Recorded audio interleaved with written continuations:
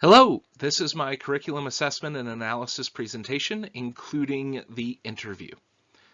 So, when looking at the trends, I had three that I wanted to focus on because I feel like they are all interconnected on some level. Technology in the classroom, individualized learning plans, and assessment based on assets, not on arbitrary or mandated numbers according to a formalized education system. So, looking at technology in the classroom between 2016 and 2017, according to the University of Phoenix, they found a 55% increase in daily tech usage in the classroom. This included 86% of classes using laptops, 58% using educational apps via laptop or some other means. 41% of teachers also revealed that they were using social media in educational ways. Yet, out of all of those numbers, all of those statistics, 25% of the educators, one out of every four, viewed their students' comfort with technology as intimidating, which tells me that in reality, we're using the technology, but we're really not integrating it. We're not altering what we're doing based on technology. We're just replacing bits and pieces with technology. Giving a kid their textbook on an iPad doesn't mean you're integrating technology. It means you're giving them an iPad and you're not giving them a physical book. That's different than utilizing the iPad's technology to get on the internet, to create videos, or any number of other things. And those are the kinds of items, the creativity aspect, that really technology leans itself into, although I do think that that is also on the rise. With individualized learning plans, with the rise of technology, individualized learning plans are becoming more and more easy and simplified because programs are now shareable, right? You're not having to create binders for every child, so automatically a sense of freedom comes from it. 43 states have accepted ILPs with and without mandates from the state government. Research suggests that ILPs are associated with higher student motivation, sense of belonging, and school connectedness, which stands up logically. If you know they're planning on your future, your benefit, your position in the school and after, one, now you feel like it's accomplishable. It's something that you have ownership over. You have a sense of belonging. It's your place. And the school gave you your place. So it can really help with those aspects of feeling disconnected from the world at large. This is one that I'm really fascinated by, and I might end up just doing research on my own, is asset-based assessment. Um, it removes the cookie-cutter design of the school system in a huge way, and it allows the student to unlock their talents and personal potential by showcasing those strengths rather than forcing them to build up strengths in areas they are inherently weak.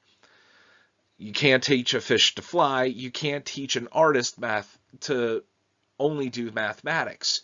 They need to know how to add, subtract, multiply, and divide, but they're probably not going to learn calculus, and that's okay. This trend is designed to mediate the increasing diversity in both the school and the workplace, especially with the rise of the internet and how much, if you ask a kid a question, they go to Google and they find a website that tells them the correct answer.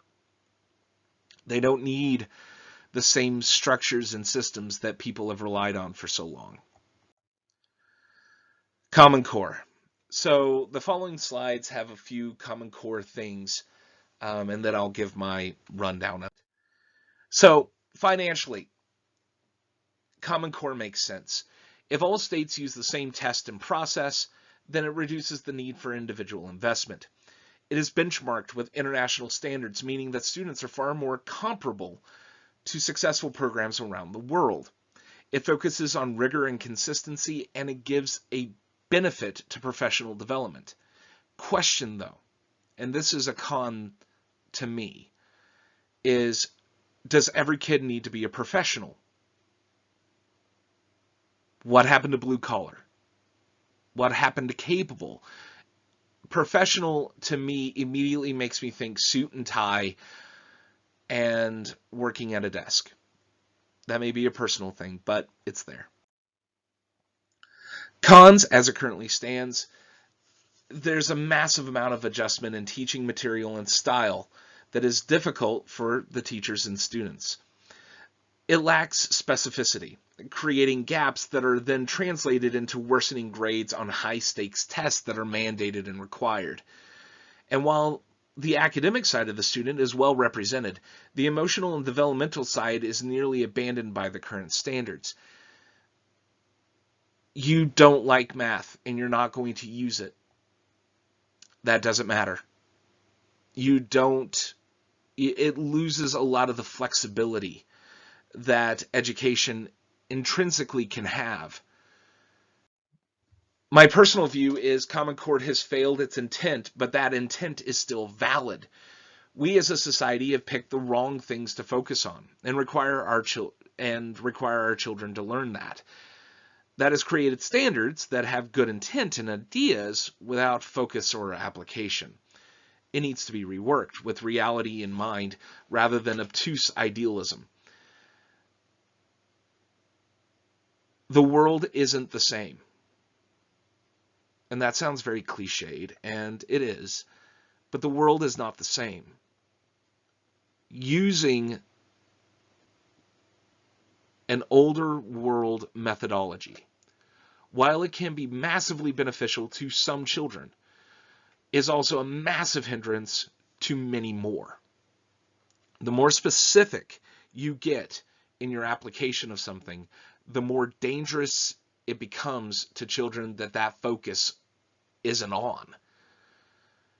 And so the more you focus on that one child in the front row on the right side that writes everything down in perfectly legible handwriting, doesn't like computers and reads everything you give them, even some of the things that you don't, you're missing the 5 in the left side in the back that don't follow the notes because they don't understand something. But now it's become ingrained and intrinsic in the class that you don't ask because the teacher is teaching to that one student in the front on the right. So those 5 have been abandoned for various reasons. Maybe they're not real big on the subject. I teach English. Not everyone wants to read Shakespeare. I understand. Maybe it's because of a social system at home. The more focused you are, the more you can miss. So my interview and report.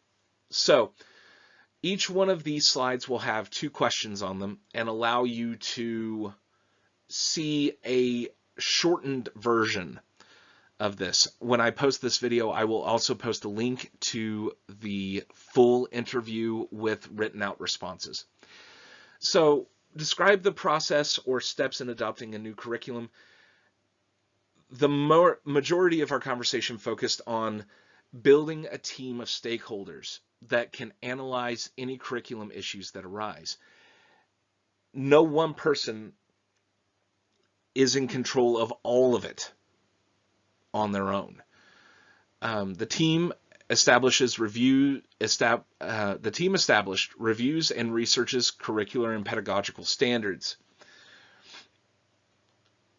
If they use bits and pieces to make a new curriculum, it's significantly more difficult than taking a curriculum and applying it. What processes are in place for quality control or evaluation of a curriculum? What are some of the most important indicators of the quality of curriculum being adopted or created? Is there an instrument? So the individual I spoke to, Jerry Brown, referred to all the evaluation rubrics that have been published and put together to help schools define necessary pieces and parts of curriculum so that either they can build one that hits all the right marks or they can find one that hits all the right marks. He also mentioned that textbook creators have these rubrics, but grain of salt, right? If the if they're creating the rubric, guess who is graded the best? It makes all the sense. How are curriculum mapped and organized across grade levels in the school or district? Curriculum is analyzed vertically to make sure there are no gaps for the students to fall through when transitioning from year to year. Curriculum mapping is a necessary process to make sure this happens smoothly.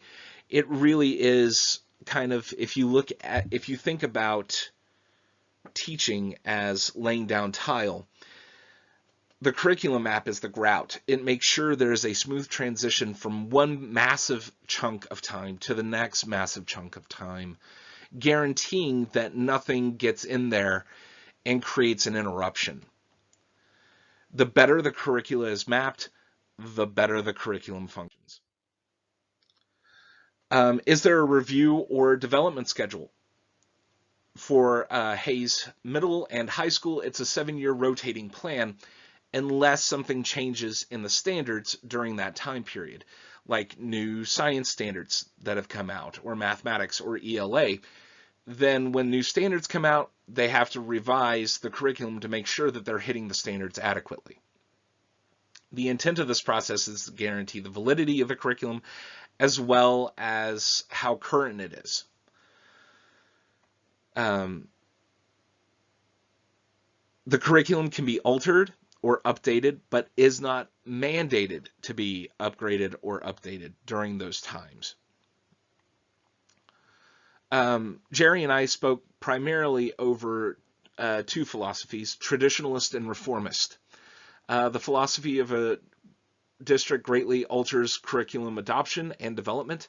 This means that all aspects of the curriculum needs to conform to the philosophy in order to promote proper flow to the education, going back to the previous idea of mapping it out. Your philosophy may change when and how you teach something, so you've got to be careful of that. Is there a long-term plan for curriculum in the school or district? If so, please describe it. It's the 7-year review. It has to be able to survive those 7 years without review. So everything is looked at with a minimum of a 7-year plan, if not significantly longer. He really likes the Common Core system because it allows schools to be more consistent regardless of state or teacher involvement. When a district focuses on a particular philosophy, it alters the manner a curriculum is applied and what services may be available for parents, teachers, and students. This can apply to general classrooms or ELL and SPED. It doesn't really matter what you're applying as much as it matters how and where you apply it. So whether you're a traditionalist or a reformist or anything else in between, it alters when and how to expect things. Are there professional learning communities? Every teacher is part of a professional learning community at HMS, according to Mr. Brown. The building level meetings are held several times a year. Grade level teams meet weekly and content level meet monthly. That way everyone can agree and be on the same page for both the content, doing that verticality, but also within the grade to make sure that both the long and wide of the curriculum is being addressed continuously to make sure everyone's in a similar spot. These are some of the ones that we're getting close to the end of the original list, and these are getting to ones that I've altered. What is the current role of technology for the school or district? Technology is currently 1-to-1. K-8 have iPads issued by the school, and the high school has tablets. Especially in the current instability socially, technology has been a focus of the district. That's not shocking. The district uses the focus of what is best for the students as a means to smooth over various controversies that come up. Internal disagreement is welcomed in healthy conversation, but a unified front is critical when defending the decisions.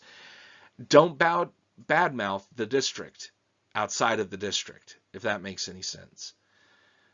The society in which you are teaching needs to make sure that you are being as positive as possible. So what opportunities or challenges exist for the school or district's curriculum and instruction decisions? Money. Straight up, it is the challenge, is money. Funding, what you can get, how you can get it. The opportunity is all in the new information regarding best practices, both online and face-to-face. There's so much new information and so many new ways of doing things that are valid and are showing us better and better ways of being what we want it to be, a benefit to our children. And what do you personally think the future of curriculum will look like in the next few years?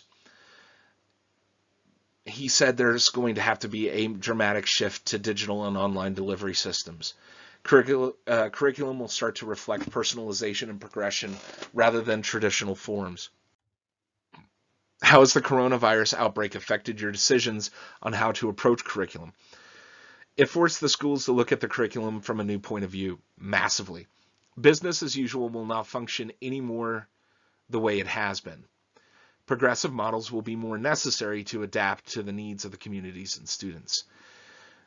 We're just not living in a world right now where everyone's sitting in a room tight together over tables, sharing pencils, papers, drinks, any number of things can be allowed anymore. Right or wrong, it's unfortunately where we are. And all of the new varieties and concepts are exciting as a favorite part of the process of judging or ranking a new curriculum. It can be overwhelming, but it is invigorating. Also, the teachers are taking a more of a hand is very empowering because it allows for a lot more variety in not only teaching, but also for the students. And here's my final question, and I'll link this as well so you guys don't have to listen to me if you don't want to. With so many of the issues that face the American public in the coming school year, do you think that it is possible that the national view of curriculum will shift to requiring less nuanced memorizing? What I mean by this is we give our children tests, but they're not allowed their book, their phone, a computer, or any other material. Why?